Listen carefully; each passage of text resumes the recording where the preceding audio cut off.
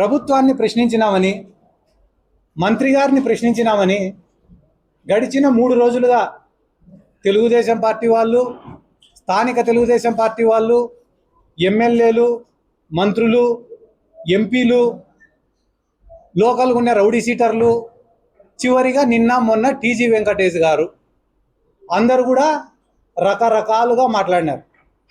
వాళ్ళ మాటలకు సమాధానం చెప్పాలనే ఉద్దేశంతోనే ఈరోజు ఈ ప్రెస్ మీట్ని ఏర్పాటు చేయడం జరిగింది.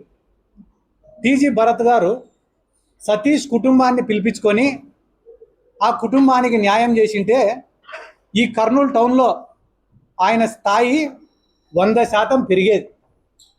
ఆయన ఆ పని చేయకుండా సిద్ధార్థరెడ్డిని తిట్టిన వాళ్ళకి 10,000 రూపాయలు, సిద్ధార్థరెడ్డి పైన సెల్ఫీ వీడియో చేసిన వాళ్ళకి 20,000 రూపాయలు, ప్రెస్ మీట్ పెడితే గాన కార్పొరేటర్ సీటు, అంతకన్నా ఎక్కువ సిద్ధార్థరెడ్డి ఇంటిపైకి పోతామని చెప్తే గాన స్టోర్ బియ్యము, ఈ మాటలు ఈ డీల్లు అన్నీ చేయడంతో ఆయన స్థాయి 500% ఈ కర్నూల్లో పడిపోయింది.